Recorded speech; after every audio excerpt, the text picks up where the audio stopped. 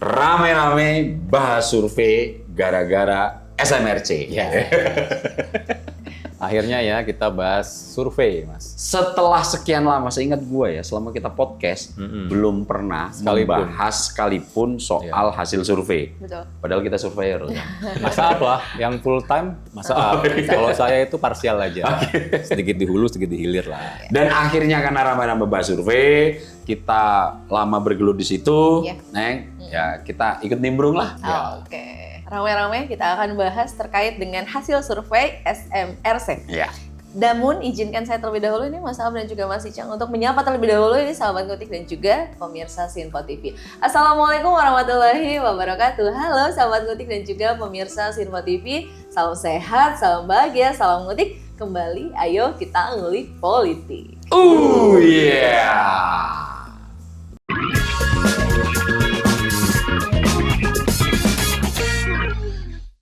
Sahabat Ngutik dan juga pemirsa Sinfo TV, di tengah berbagai kebijakan yang terus berjalan, muncul satu temuan yang cukup menyita perhatian. Survei SMRC menjadi salah satu isu politik yang sedang mendapatkan sorotan dan paling banyak diperbincangkan. Pasalnya, hasil survei tersebut mencatat penurunan tingkat kepuasan publik terhadap Presiden Pak Prabowo Subianto. Lalu, apa yang sebenarnya bisa dibaca dari angka-angka tersebut? Dan kita akan membahasnya di Ngutik bersama dengan teman diskusi saya, Mas Abdul Hakim dan juga Mas Tirdi Canggih. Mas Al, Mas Icang. Oh ye.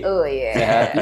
Sehat yuhu. Oke, Mas Ab dan juga Mas Icang. Ini saya mau langsung ke pertanyaan terkait dengan survei SMRC yang saat ini sedang ramai diperbincangkan seperti itu. Kita juga nggak mau nih untuk ketinggalan memperbincangkannya begitu ya. Kita akan ramai-ramai mengulas, mengutik terkait dengan hasil survei ini. Namun kemudian pertanyaannya, apakah memang hasil survei ini menjadi sinyal evaluasi terhadap kinerja pemerintah atau adakah faktor lain yang ikut membentuk persepsi masyarakat? Dan kita akan membahasnya secara lebih jauh terkait dengan hasil survei tersebut yang sedang memang saat ini banyak sekali diperbincangkan. Silakan langsung Mas Alp atau Mas Icang. Ya, untuk survei SMRC ini agak cukup menarik, Cang.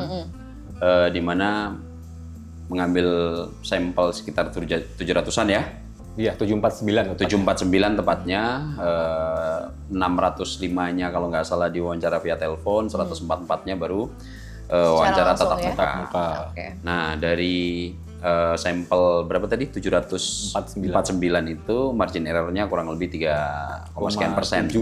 3, hampir 4% ya untuk margin error-nya.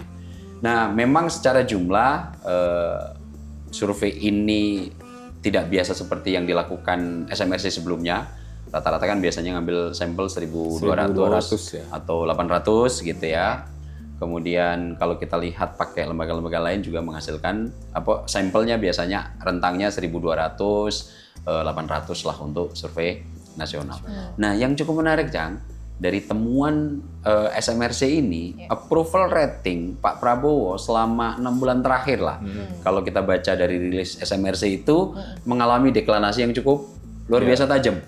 Kalau nggak salah, lupa itu waktunya, mungkin nanti bisa ditampilkan aja dari angka 81. Sekitar 8 bulan berarti, Mas. 8 bulan ya? Dari November 2025, 80%, Mas. Oke. Ke Maret 2026, 66%. Oke. Baru Juli itu ke 51%. 51%. Nah, ini kan akhirnya memantik diskursus terkait dengan respon hasil SIGI yang dilakukan oleh SMRC. Situasinya banyak bagi kalangan yang tidak begitu suka dengan pemerintah. Wah, bahagia banget ini, Cang. Ya, anjlok nih ya. Anjlok ya. Dari tadi 80 ke berapa tadi? 66 ke 51. Tepuk tangan ini. Tapi kemudian bagi yang pihak pemerintah mungkin ya, atau circle kekuasaan Pak Prabowo, memandang ini ada yang responnya agak emosional, tapi ada juga yang kemudian meresponnya agak proporsional. Nah, kalau lo sendiri melihat hasil survei gitu terkait dengan SMRC, point of view lo apa? Jadi tadi Mas ya, kan di awal itu kan dibandingkan ya dengan hasil survei yang 8 bulan lalu, November 2025. Itu peaknya Mas, 80%. Oh, November sekitar mungkin pertengahan ya.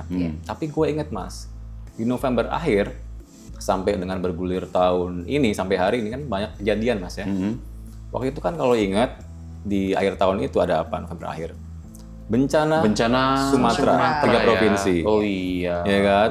Lalu ada di banjir longsor itu ya. Banjir longsor di Aceh, Sumut dan Sumbar. Itu kan sangat ngaruh kalau menurut gua Mas. Oh iya ya. Gua bisa bandingkan sedikit lah ya. Ketika Pak SBY JK di awal pemerintahan ada tsunami Aceh. Tsunami Aceh, betul. 2004 Desember 26. Tapi kan kita tahu itu adalah masa yang sangat berbeda sekali. Oke. Kalau kita ngomongin 2004 belum ada smartphone. Gue inget banget Mas Aap, Neng Tia, waktu itu gue itu ditunjukin SMS seorang teman di sore harinya tanggal itu ada yang ngasih tahu Aceh porak-poranda katanya. Oh. Tapi tak satu pun gue lihat footage-nya Mas. Oh iya. Itu kan baru Najwa Shihab itu kalau nggak salah. Setelah berapa hari ke sana, porak-poranda Aceh kan. Baru juga setelah hari 2 hari ada footage dari amatir video. Oke. Sedangkan kalau di bencana Sumut Aceh Sumbar kemarin per menit mungkin ada video baru Mas. Real time ya? Real time. Oke. Satu itu. Yang kedua, kalau kita masuk ke tahun 2026 Mas, kita tahu ada peristiwa yang sangat menggelegar secara global. Apa? Perang Iran. Oh iya. Perang Iran lawan Israel dan AS gitulah ya. Itu sangat mengaruhi ekonomi global pastinya Mas. Selat Hormuz ditutup ya kan. Harga minyak mentah menjulang tinggi, hampir 100 lebih, 110 ya. 20-an sempat Mas. Ditambah juga habis itu ada apa Mas? IHSG juga anjlok Mas. Oh iya, pasar dihajar total MSCI, ya. itu kan. Kebakaran total itu. Setelah itu ada apa lagi? Rupiah anjlok pula. Oke, demo ya kan? juga. Demo juga. Habis itu ada apa lagi? Ini Mas, apa namanya? Penangkapan kepala BGN. Oh iya. Jadi menurut gua sequence itu cukup wajar dicerminkan dari hasil approval ratingnya Pak Prabowo. Oke, artinya menurut lo secara kualitatif hasil yang diperoleh angkanya MRC bahwa approval ratingnya di 51% ini relevan dengan rentetan kejadian-kejadian itu? Betul, dan itu kan bukan yang pertama Mas. Kalau kita look back Pak Jokowi malah lebih anjlok lagi Mas. Pernah berapa Pak Jokowi? Pak Jokowi sempat di 42%. Wow. Kapan itu?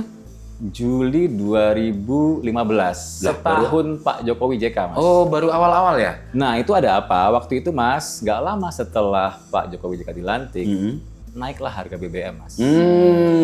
Memang fiskalnya longgar, tapi inflasi kan menjulang naik. Menjulang tinggi. Kalau nggak salah sampai mendekati 8% ya? Hampir 8% Hampir 8% inflasi ya waktu dari itu ya? Dari sekitar 74% di awal, turun 100 hari itu sampai 25% turunnya Mas. Oke, dan waktu itu juga kalau nggak salah berbarengan tuh antara subsidi terhadap BBM dicabut, kemudian ada subsidi listrik juga sudah kabarnya juga akan disesuaikan tuh. Namun kan waktu itu Pak Jokowi juga mengambil ekstra dari anggaran itu untuk bantalan sosial Mas. Oh iya, bansos ya. Alias bansos. Iya, sama juga Pak SBY Mas. Waktu itu kan juga mirip juga.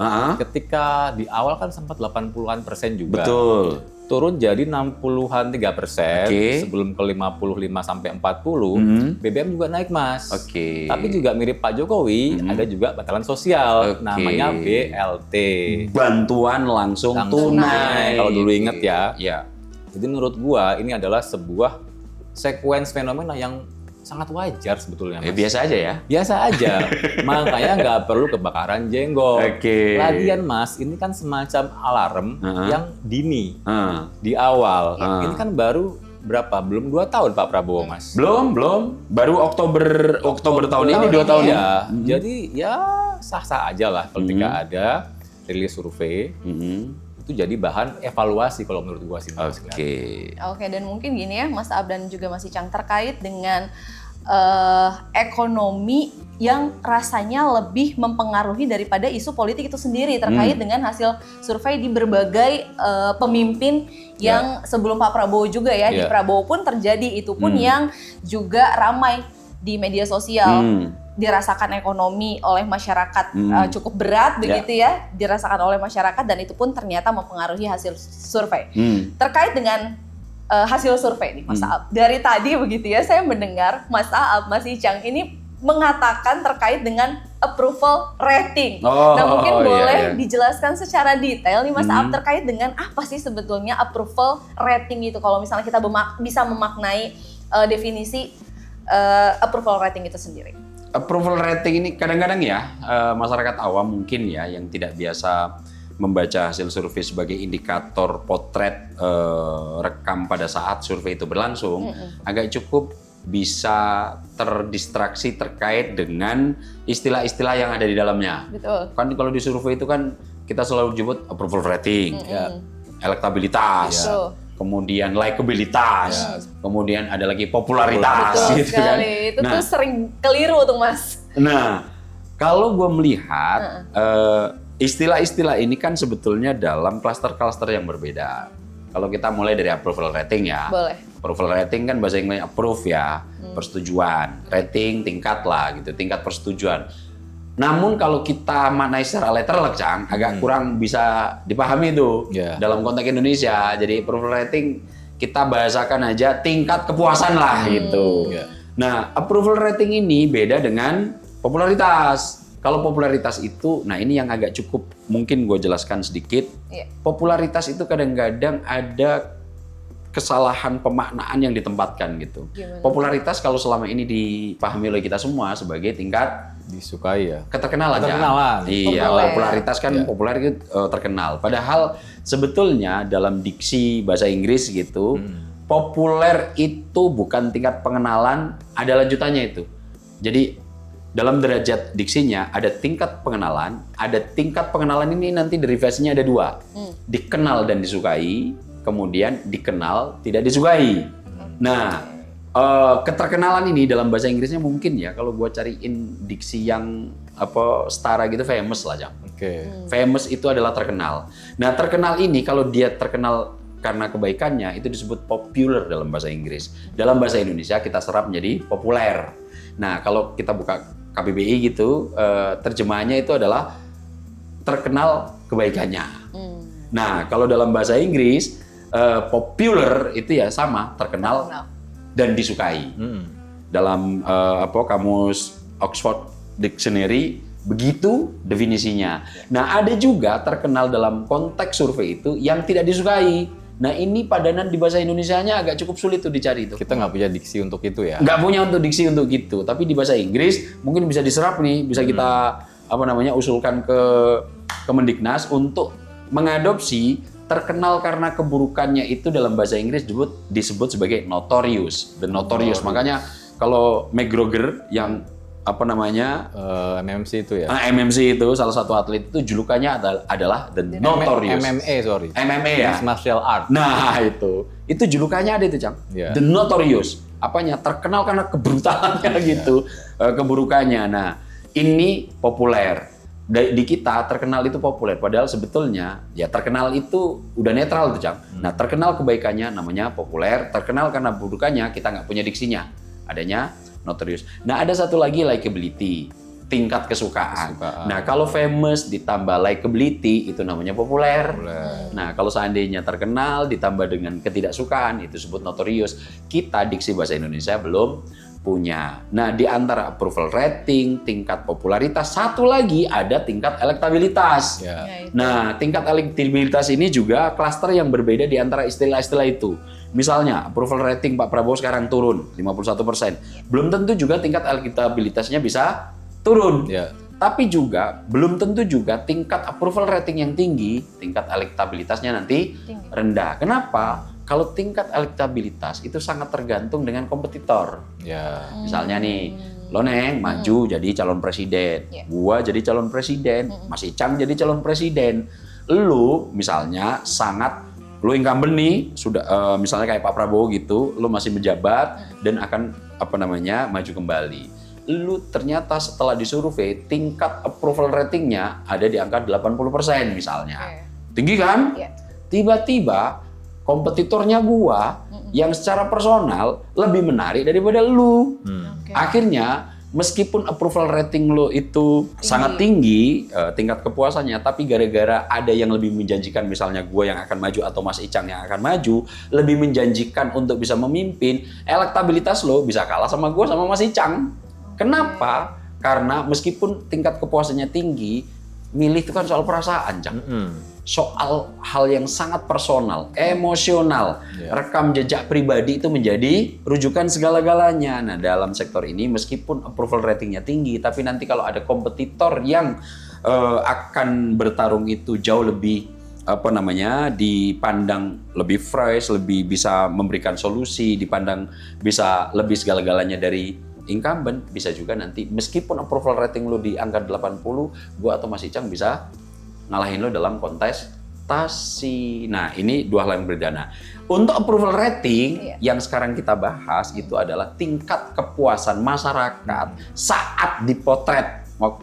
Rentangnya berapa itu dari tanggal berapa ke tanggal berapa? Sampai tanggal 14 kalau. Nah, 14 Juli itulah rentang potret approval rating terhadap Prabowo Subianto yang disurvei oleh SMRC. Hasilnya memang jika dalam 8 bulan terakhir atau 6 bulan terakhir oleh lembaga survei lain ada deklinasi yang cukup tajam.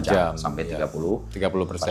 Nah, ini yang menarik itu, Cang, Neng, adalah respon terhadap hasil survei ini. Betul sekali. Nah, itu dia. Angka gitu ya. Angka survei begitu, Mas Ab dan juga Mas Icang, ini rasanya boleh turun. Tetapi kemudian yang menarik untuk dicermati adalah respon dari pemerintah. Nah, apakah hasil survei ini akan menjadi bahan evaluasi atau justru akan dianggap sebagai bagian dari dinamika politik saja? Nah, kita akan mengulasnya respon dari pemerintah ini setelah kita jeda terlebih dahulu, dan jangan kemana-mana, sesaat lagi kami akan kembali. Pastikan tetap di Ngulik Politik. Oh yeah!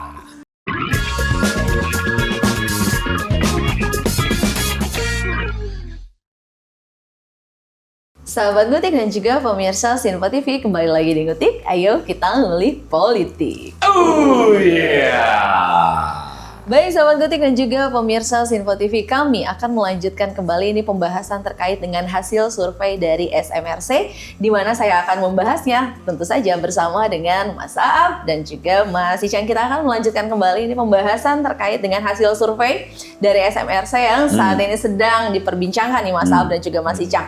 Saya mau langsung ulikannya, uraiannya terkait dengan respon dari pemerintah yang menyoal begitu ya, melihat hasil survei yang menunjukkan penurunan tingkat kepuasan publik terhadap Presiden Pak Prabowo Subianto. Ini seperti apa, Mas Abs dan Mas Icang? Sebelum ini ya, kita ulas gimana respon pemerintah. Yang pertama-tama ini, Mas, kita kasih sedikit ruang bagi mereka yang kontrol dengan pemerintah. Wah, pemerintah.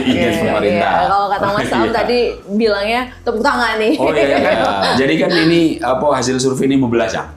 Jadi bagi yang ada di sisi pemerintah yang selama ini menggaungkan diri sebagai oposan telah mati dan akhirnya mendeklarasikan diri sebagai pihak oposan. Bahkan kalau nggak salah sempat ada gerakan untuk membentuk kabinet bayangan. Justru ini, Mas. Yang pertama itu gua cuplik dari Mensesnek-nya. Kabinet bayangan ini. Ferry Amsari, Mas.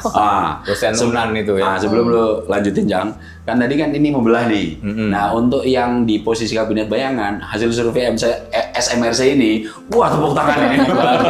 Bahagiakan ya. Karena menurut ya Bang Ferry itu kan mengafirmasi ya bahwa memang ada problem di pemerintah, terutama di program flagship-nya ya, mulai dari MBG dan Kopdes juga. Itu kata Bang Ferry. Tapi kalau dari pemerintah memang agak beragam nih, Mas. Apa aja tuh responnya? Cuman di sini sebelum itu gue happy ya. Per hari ini kita tiap kali membahas survei, nggak lagi membahas apakah ini yang bala-bala atau enggak. Jadi nggak ada satupun gue rasa ya sekarang per hari ini yang mendinai itu, menyangkal itu. Tapi dari segi nuansanya agak beda-beda. Misalnya kayak Mas Prasetyo Hadi ya, Mensesnek, itu beliau berujar bahwa pemerintah bekerja bukan untuk survei. Namun apresiasi dan evaluasi lah ya tetap, ya kan. Jadi semacam mungkin mengalihkan fokus ke kerja pemerintah saja. Kan. Yang kedua, dari kolega Mas Aab, yaitu Kepala Bakom, Mas Kodari, itu juga survei sebagai bahan evaluasi. Sebagai tukang survei juga lah ya, paham. Tapi ya beliau itu mungkin mengajak kita untuk mencermati, Mas, indikator secara keseluruhan juga. Itu kan sebagai respon yang sangat akademik lah ya, bisa bilang gitu ya. Terus ada lagi, ini Mas, dari Jubir Gerindra, Sugyat Santoso. Mas Sugyat. Bahwa hampir sama juga, mengapresiasi, evaluasi juga, tapi beliau berujar bahwa survei itu bukan penentu pemerintah untuk kebijakan. Oke. Tapi sebagai masukan, cuman bukan sebagai alarm untuk panik, Mas.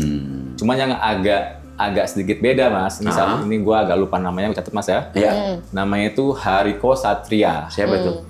Tenaga ahli Bakom, Mas. Oh, agak kurang familiar ya. Jadi tetap apresiasi, tidak menyangkal, berterima kasih. Namun Mas, satu kalimat beliau itu adalah mempertanyakan kredibilitas jejak rekam sebelumnya. Rekam jejak siapa? Saiful Mujani, Mas. Oh, karena kan kita tahu sebelumnya ini sekitar berapa bulan lalu ya. Kalau sempat kita bahas juga terkait bahwa ada diksi kata menjatuhkan ala Mas Saiful ini ya. Iya, disitulah agak bedanya di situ. Sedikit mungkin mempertanyakan track recordnya Pak Saiful Mujani. Iya. Tapi ya gitu Mas, gue happy per hari ini tidak ada lagi orang yang menyangkal hasil survei, Mas. Dari rangkuman lo itu semuanya tidak mendenial bahwa ini survei dilakukan dengan tanpa metodologi yang mapan gitu. Iya. Nggak ada ya? Nggak ada. Bahkan kalau kita juga merujuk survei yang sebelumnya SMRC yang di November 2025 juga sama Mas, pakai telepon juga. Jadi nggak ada masalah juga gitu loh. Memang kan selalu membelah ya. Ketika survei ini tinggi hasilnya, approval ratingnya, ada yang happy, ada yang kurang happy. Nah ini tadi yang sekarang sama juga gitu loh. Kayak gitu Mas. Nah biasanya yang kurang happy akan mendelegitimasi surveinya yang nanti mungkin dicari dari metodologinya, dari rekam jejaknya dan lain-lain. Nah kemudian bagi yang happy, wah mengagung-agungkan itu jangan. Makin-makin pasti itu kan.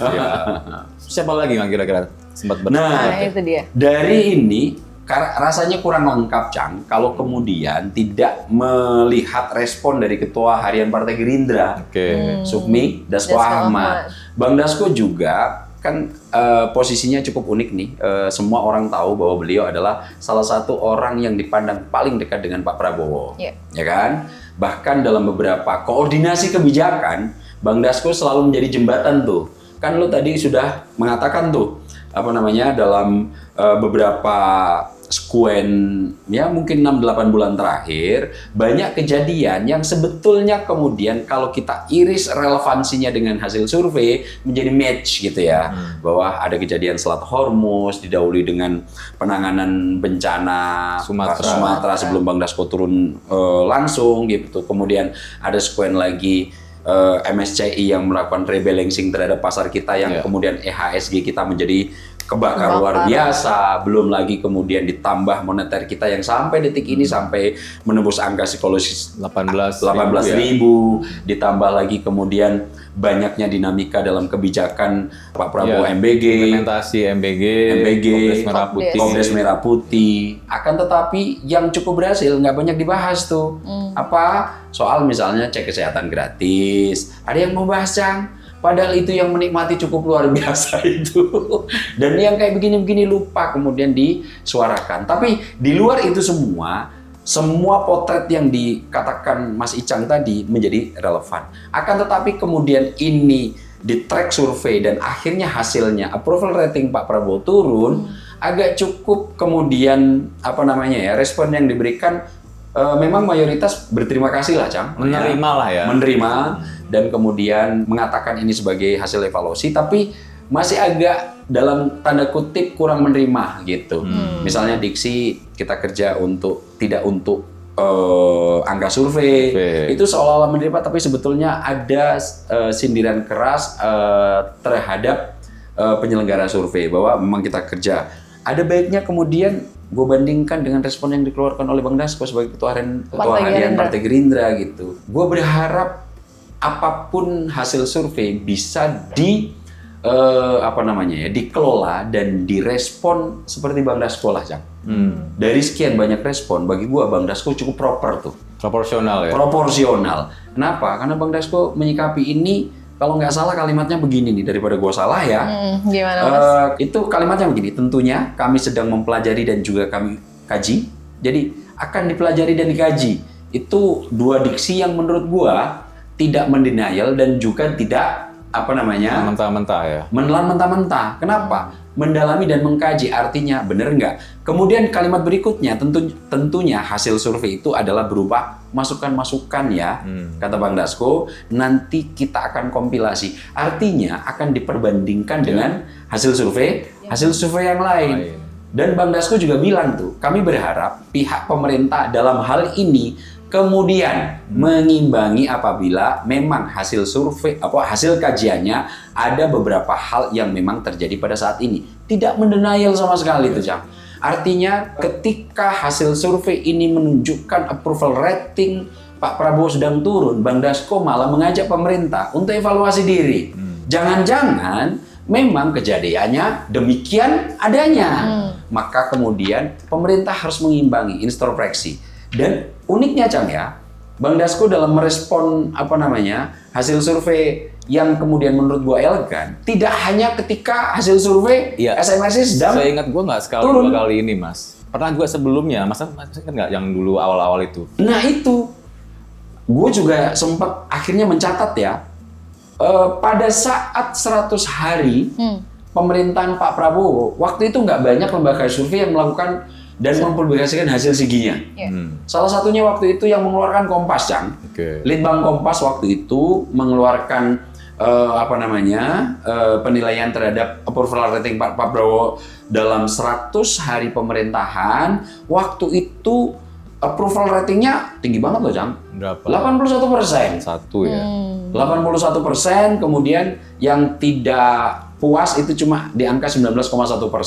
Apa respon Bang Dasko waktu itu? Ya, kita gembira. Dengan proper, Bang Dasko menyatakan bergembira, tapi ingat, masih ada hal-hal yang menjadi catatan penting oleh pemerintah agar diperbaiki, dan pemerintahan ini rujukan evaluasi dari Litbang Kompas saat itu menjadi pijakan untuk ngegas. Jadi yang kurang-kurang dari penilaian publik ini akan dijadikan landasan untuk memacu kinerja justru malah pemerintah. Fokusnya ke yang belum puas itu. Belum puas. Dan bahkan ketika indikator di awal Januari 2026 mempublikasi hasil survei tentang approval rating Pak Prabowo, angkanya ada di angka 80%, Cang.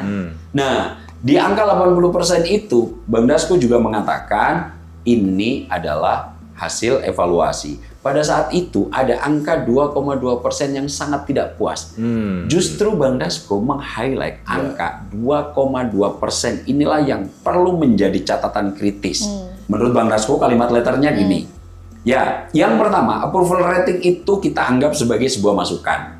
Juga sebagai sebuah evaluasi, juga bahan introspeksi. Itu kata Bang Dasko.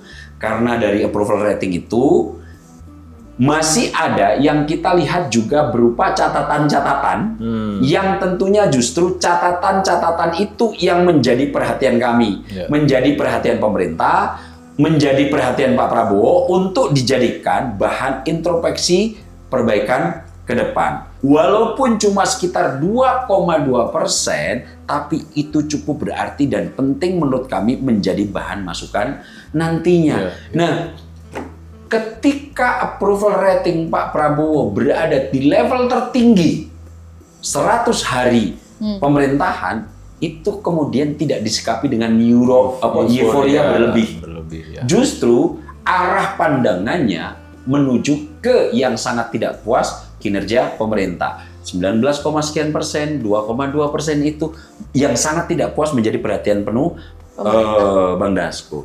Nah, uniknya pun demikian ketika hasil survei approval ratingnya Pak Prabowo ada di angka paling rendah saat ini selama menjabat, 51%. Apa respon Bang Dasko? Ini akan dikaji dan dikompilasi nanti kalau memang pemerintah begitulah adanya data yang sedang disuguhkan, ya diperbaiki dong.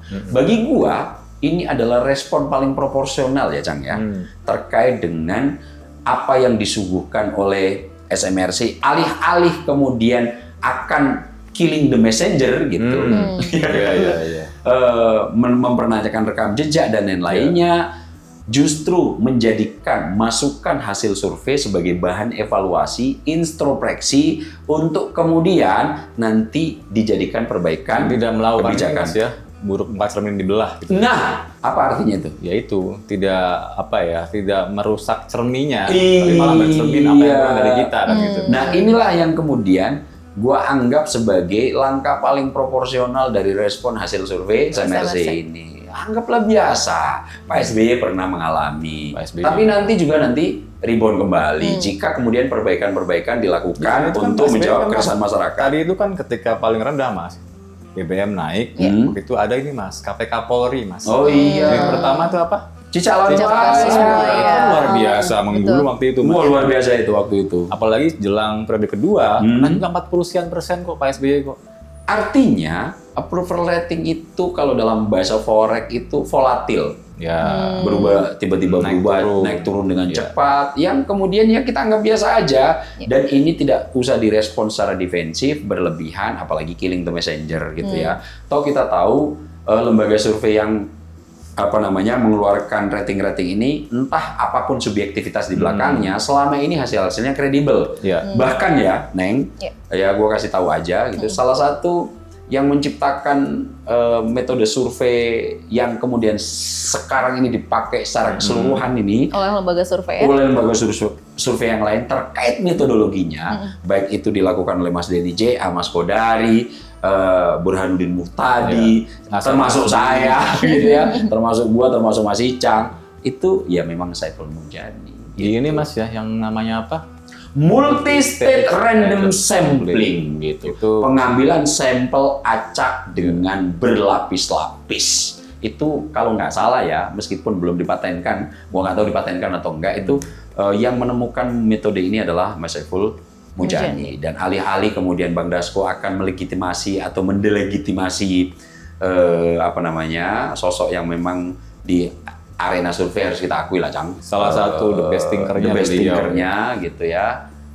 Bang Dasko malah menjawab itu dengan cukup elegan ya. Ini kita jadiin cermin yang nanti menjadi bahan evaluasi terkait dengan perbaikan kinerja pemerintah ke depan. Oke, menambahkan Mas Icang terkait dengan respon yang diberikan oleh Bapak Profesor Sufmi Dasko Ahmad ini gitu ya.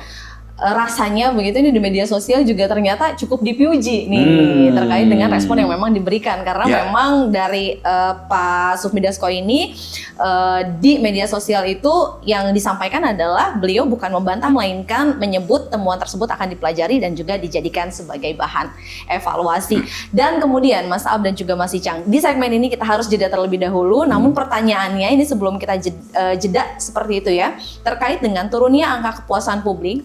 Ini rasanya tidak selalu harus dibaca sebagai kabar buruk seperti itu ya oleh pemerintah. Justru ini bisa juga menjadikan alarm agar pemerintah bergerak lebih cepat melakukan evaluasi sejalan dengan apa yang memang disampaikan juga oleh Profesor Sufmi Dasko Ahmad. Nah, kemudian yang jadi ini pertanyaannya yang nanti akan kita bahas di segmen selanjutnya, apa yang sebetulnya bisa dibaca dari hasil survei? Oke, Mas Ab dan juga Mas Icang. Namun kita harus jeda terlebih dahulu.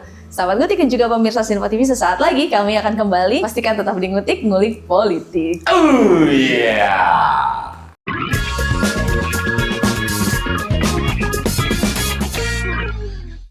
Sahabat Ngutik dan juga pemirsa Sinfo TV, kembali lagi di Ngutik. Ayo kita ngulik politik. Oh yeah.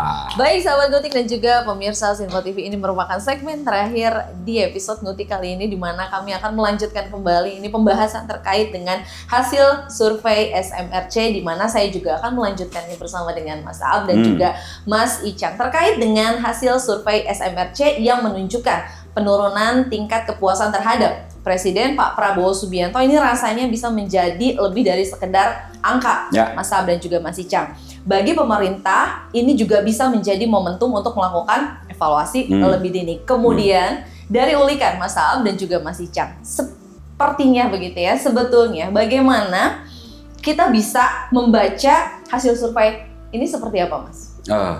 Kalau gue secara sebagai masyarakat awam gitu, masyarakat umum, ya gue seneng-seneng aja melihat hasil survei ini. Kenapa? Gue dapat gratis katanya ya, tanpa harus melakukan turun lapangan sendiri. Gue bisa membaca, oh persepsi publik sekarang demikian adanya.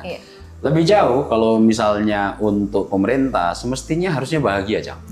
Kenapa? Nomor satu karena dapat alarm jauh lebih dini. Kan Pilpres 2029 masih berapa lama? 3 tahun. Hampir 3 tahun. Saat ini sudah dikasih peringatan dini. Hei, lo mau kalah nanti di 2029. Program-program lo tidak selaras dengan keinginan masyarakat. Kalau masih mau untuk memegang amanah ini, yo mbok ya lo dengerin nih. Tiba-tiba kemudian ini mendapatkan alarm jauh lebih dini dibandingkan yang akan dilakukan oleh pemerintah mendekati kalau seandainya itu dapat alarmnya deket-deket pemilu. Ini kan akhirnya seperti yang terjadi di Pak Jokowi, seperti yang terjadi di Pak SBY. Jika itu jauh lebih dini terjadi, kan Pak Jokowi itu setahun setelah dilantik. Itu anjlok tuh, bahkan di bawah 50%. Pak SBY juga sama itu. Tahun 2008 kalau nggak salah waktu krisis ya, krisis mortgage itu finansial di 2009 bahkan suara Demokrat melejit paling tinggi sepanjang sejarah 21% tuh. Pak SBY yang didukung Demokrat yang cuma 7% di 2004 itu di 2009 Jang itu suara Demokrat tertinggi itu 21% tuh. Artinya peringatan dini ini cukup bermanfaat buat pemerintah jika nih catatannya bisa melakukan penyesuaian kebijakan nanti yang meskipun tidak populis murni tapi searah dan selangkah dengan apa yang diharapkan oleh publik. Itu satu. Nomor dua, gue berharap dengan adanya hasil survei ini tidak kemudian membuat pemerintah atau orang-orang di sekelilingnya menjadi responsif yang emosional gitu, Cang. Ini gue kasih contoh paling sederhana aja. Lo Neng, tiba-tiba nih gue kasih pandangan, Neng, di sini lo ada codet nih. Lo nggak percaya? Oke lah, nggak percaya. Tiba-tiba gue bawain cermin nih. Nih, kalau nggak percaya, lihatin nih sekarang nih. Ada codet nggak? Tiba-tiba ada codet beneran. Ketika lo sudah ada codet beneran, cermin gue yang udah gue kasih ke lo ini yang akan lo banting, atau kalau akan memperbaiki codetan lo? Kalau saya pribadi mungkin memperbaiki codetan ya Mas. Itu yang kita harapkan. Ketika nanti ada hasil survei, ini sudah dibawain lo sama orang, meskipun ini kompetitor, ini lo aja buruk lo. Kalau gue bahagia Neng, tanpa harus mengeluarkan biaya. Itu mahal loh Mas, survei nasional mahal banget itu. Mahal banget Cang, ya lo tahu gue ini juga perilaku survei. Ini kita sudah terima gratis gitu, yang mungkin ya ketika kita perbandingkan dengan survei-survei ya, gue punya lah info-info sedikit tentang survei yang tidak dipublikasikan gitu Cang. Hasilnya mirip-mirip loh. Dan jika ini kemudian dilakukan dan ini satu sudah jauh-jauh hari sebelum pemilu. Yang kedua, disodorin Cang tanpa kita harus meminta.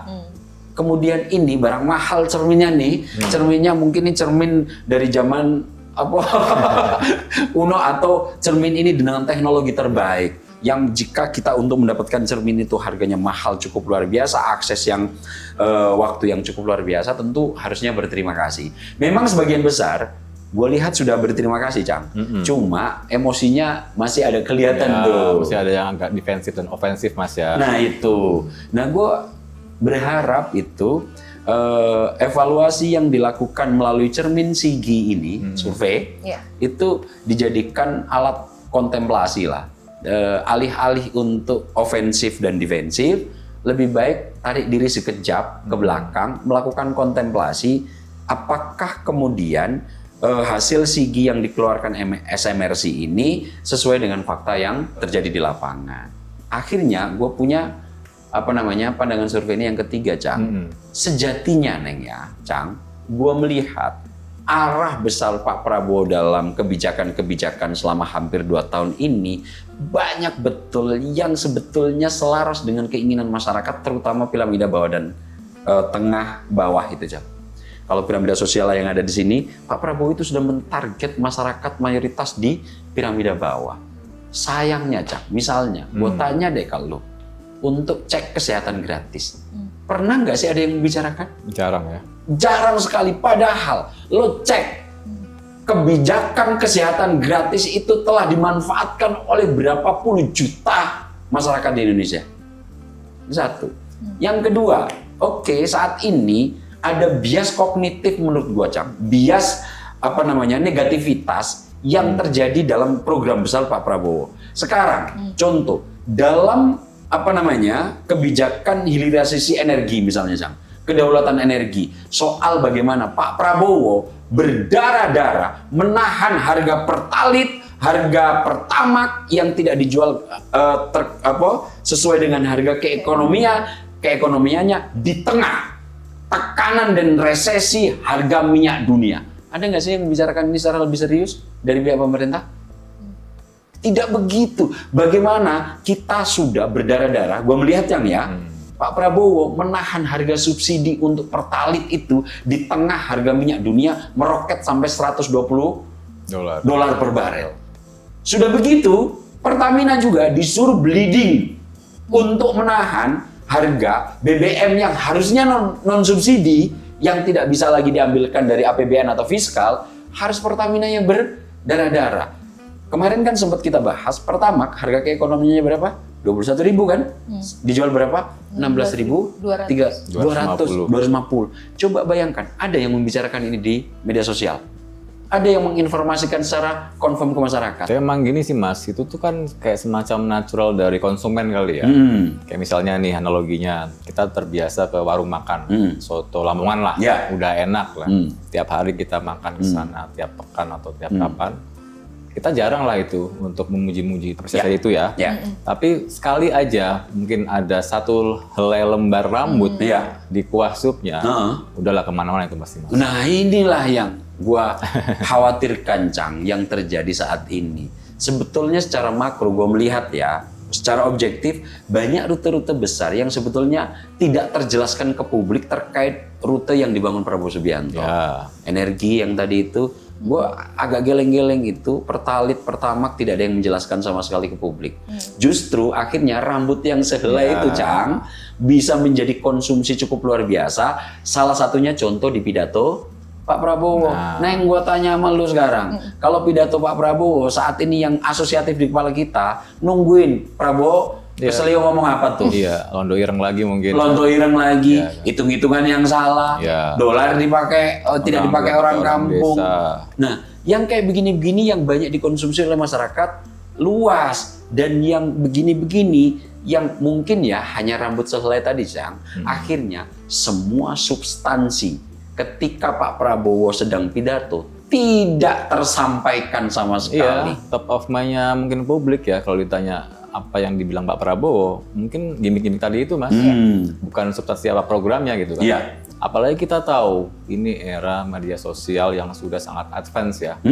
Tadi kan gue sempat singgung ya, soal pasca tsunami Aceh, itu baru di sore hari ada kabar samar-samar Aceh porak-poranda, belum ada footage-nya. Baru sehari 2 hari lah itu ya, baru ada video amatir, baru ketika Najwa Shihab di Metro TV Mas, itu menunjukkan ya betapa porak-poranda. Baru ngeh. Sedangkan sekarang Mas, sudah kita itu di media sosial yang advance, sekarang itu ada fenomena ini Mas. Apa? Konten kreator atau influencer di tingkat lokal. Apa itu maksudnya? Ya semacam influencer kabupaten Mas. Ini kan luar biasa ini. Dan sekarang itu makin ada insentifnya. Kalau dulu kan orang pasti nunjuk itu buzzer. Yang dibayar, buzzer gitu ya, ada RP-nya belakangnya. Ada RP-nya ya. Sekarang nggak perlu Mas, karena mulai mungkin tahun lalu gitu ya, Elon Musk itu di platform X itu bisa menggaji para user yang centang biru itu ya. Ketika dia engagement-nya tinggi, bisa gajian Mas. Oh ya? Bisa gajian sekarang di Twitter Mas. Oh sama kayak YouTube, sama kayak TikTok, sama kayak Facebook ya? Sama. Jadi insentif mereka untuk bikin postingan yang rame sangat tinggi sekarang. Nggak perlu dia dikontak sama orang dibayar, itu nggak perlu. Kayak kemarin, apa hari ini ya, gue ngeliat Mas, salah satu akun gitu ya, itu memperlihatkan video, itu ada bangunan Kopdes, itu di dekat TPA. Tempat pembuangan akhir di Makassar. Sebelumnya lagi ada itu di Kendal ya, di lereng Gunung Prau. Di tengah hutan katanya, di atas jauh banget gitu ya. Di drone tuh jauh banget. Nah sekarang inilah era kesan sekilas, brief impression sangat luar biasa. Gak cuma kita ngomongin program Pak Prabowo ya, mungkin banyak lemah juga di implementasi Mas ya. Tapi juga sekalinya Pak Prabowo itu pidato, langsung Mas di capture. Dan langsung itu para influencer itu Mas ya, kabupaten itu luar biasa sekarang Mas. Iya. Cepat sekali, jangankan sekarang, dulu aja Pak Jokowi ketika BBM naik, 100 hari anjlok 25%. Apalagi sekarang, makanya gue nggak heran. Media sosial ini salah satu sekarang, bukan salah satu ya, semacam apa Mas ya, bibit-bibit awal, salju yang menggelinding itu.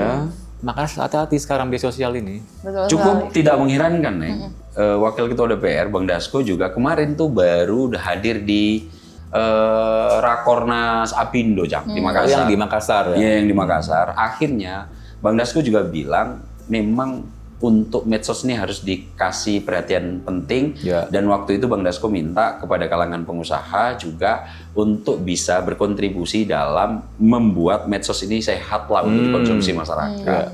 Ya, sepakat. Nah, dari sektor ini akhirnya gue punya postulat ya, mungkin punya keresahan lah gitu ya. Gue melihat agak kurang ini Pak Prabowo dalam sistem komunikasi terkait dengan tata kelola bagaimana menyampaikan ide besar ini untuk dideliver kepada masyarakat umum secara keseluruhan. Kalau gue ingat banget Mas ya, dulu itu bukan hal yang aneh. Influencer tuh baru masuk istana era Pak Jokowi. Mas. Nah itu ya. Iya kan? Jadi memang kuat di situ beliau di situ. Nah kalau untuk Pak Prabowo agak kurang ya kayaknya. Agak kurang. Nah ini yang mungkin ya bisa menjadi bahan evaluasi. Gua nggak tahu bagaimana caranya. Kalau gua melihat secara makro sebetulnya rute Pak Prabowo untuk membangun kedaulatan Indonesia ini baik dalam sektor ekonomi, kemudian perbaikan sumber daya yang nanti kekayaannya bisa dinikmati oleh bangsa sendiri, dan sektor-sektor lainnya cukup apik lah, cukup bisa kita serap terkait dengan rute-rute besarnya. Tapi sayang itu tidak tersampaikan secara masif ke masyarakat. Bahkan jika Pak Prabowo ingin menyampaikannya, yang ditunggu bukan penjelasannya, tapi selip lidahnya di mana. Alih-alih lagi, Cang, itu kerap kali Pak Prabowo membuat bahan bercandaan. Ini ada wartawan nggak? Iya. Itu juga sih kalau gua boleh mungkin ya ngasih sedikit saran. Tolong diingatkan lah mungkin ya. Jangan sering-sering. Nah, ditungguin pasti itu blundernya di mana. Tapi apapun itu ya, Mas Saab, Neng Tia, gua juga happy Mas. Karena kita di sini ngebahas SMRC udah naik kelas Mas. Iya, apa itu? Karena ini kan dari Pak Saiful Mujani ya. Sekarang bahasnya itu prosedural Mas. Oke. Kalau kan prosedural secara demokrasi ya? Demokrasi. Sebelumnya kita bahas beliau itu tentang apa Mas? Menjatuhkan Prabowo. Udah bergeser nih. Bahas survei, berarti kita ngomongin cara-cara prosedural untuk menuju pemilihan umum 2029. Iya, gue juga setuju, Cang. Iya kan? Akhirnya, jika dulu ngomongin ekstra parlementer, menjatuhkan lewat jalanan, saat ini sudah mulai melakukan, lah, bagi lawannya dipandang pendelegitimasia, tapi memang masih prosedural aja. Masih on the track lah. Masih on the track dalam kerangka demokrasi. Ya, gue juga bahagia, Cang. Situlah gue happy. Agak naik kelas lah. Agak naik kelas ya. Bukan lagi dari jalanan, tapi lewat prosedural demokrasi yang menghargai rute 5 tahunan untuk pergantian kekuasaan secara beradab. Sip. Oke, Mas Saab dan juga Mas Icang, sayangnya di episode kali ini kita harus akhiri nih. Mas Saab dan juga Mas Icang. Betul sekali, nggak terasa ya. Tapi untuk menutup, Mas Saab dan juga Mas Icang, ini pada akhirnya survei bukanlah akhir dari penilaian publik, melainkan kesempatan untuk mendengar, mengevaluasi, dan memperbaiki, karena survei dapat dijadikan sebagai cermin. Yang terpenting bukan hanya melihat pantulannya, tetapi bagaimana pemerintah meresponnya dengan langkah nyata. Sekian untuk episode Ngutik kali ini, dan saya ingin mengingatkan kepada sahabat Ngutik juga pemirsa Simpo TV, bagi Anda yang ingin kembali menyaksikan tayangan kami, silahkan langsung saja kunjungi kami di beragam sosial media kami, Skala Survei Indonesia, SSI Official, dan saya juga mewakili Mas Saab dan juga Mas Icang. Kami bertiga pada akhirnya akan pamit undur diri. Wassalamualaikum warahmatullahi wabarakatuh. Salam sehat, salam bahagia, salam ngutik. Kita sudah selesai ngulik politik. Oh yeah.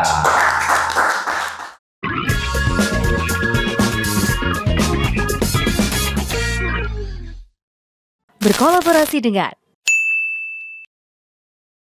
Terima kasih sudah menonton video ini sampai akhir ya. Agar tidak tertinggal video-video kami selanjutnya, yuk jangan lupa tekan tombol subscribe dan nyalakan lonceng notifikasinya. Dan untuk berdiskusi, silahkan tulis pendapatmu di kolom komentar ya.